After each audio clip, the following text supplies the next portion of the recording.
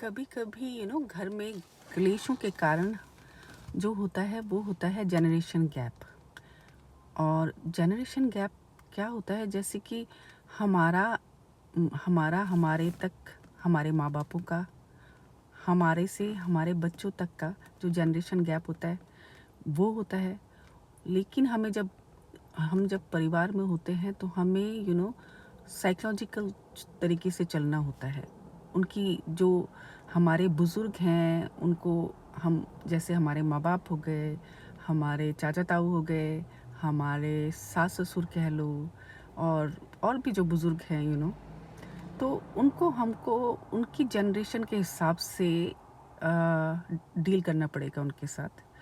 और जो हमारे बच्चे हैं हम उनको अपनी तरह नहीं बना सकते। और जिस जिस तरीके से हमारे माँ बापों ने हमको पाला है और जिस तरीके से उन्होंने क्या बोलते हैं, हमें थोड़ा स्ट्रिक्ट रखा।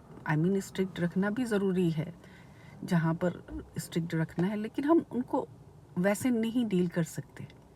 हमें थोड़ा थोड़ा सा अपनी सोच को बदलना होगा और उनको उनके तरीके से डील करना होगा कि कुछ ऐसा ना हो कि ना वो कुछ गलत करें और ना ही वो गलत चीज़ों में जाएं। उनको डिसिप्लिन भी करना बहुत ज़रूरी है, लेकिन हमको परिवार को बांधने के लिए हर एक की जनरेशन को समझना होगा। जैसे कि कभी कभी जो बुज़ुर्ग होते हैं वो हमें कुछ कह देते हैं और हम फिर दिल पे लेके बैठ जाते हैं और उनकी बात का बुरा मान लेते हैं।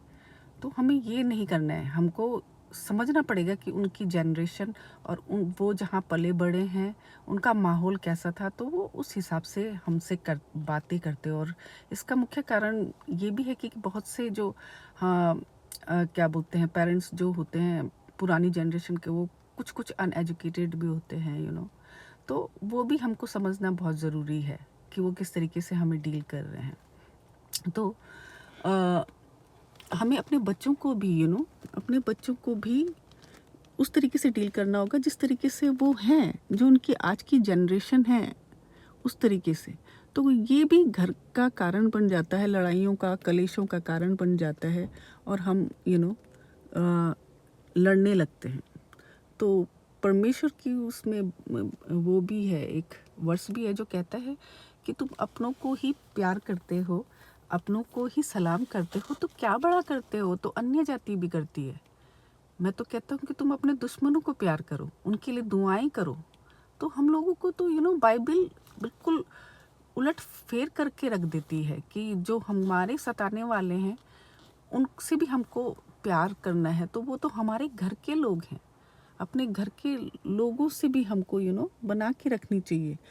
हम तब तक परमेश्वर को कबूल नहीं कर सकते जब तक हम अपने लोगों को माफ़ नहीं करेंगे।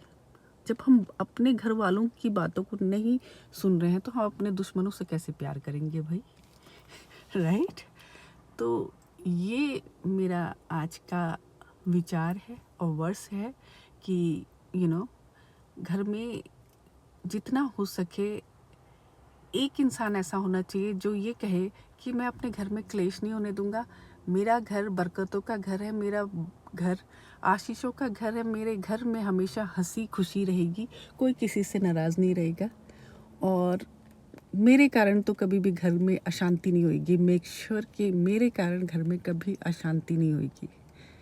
तो अगर हम ये सोच बना लें अपनी, तो सब कुछ सही हो जाएगा, राइट? बाइबल हमें हमारे कलेशों से भी दूर करती है। तो आज के लिए इतना ही। Thank you. हालेलुया।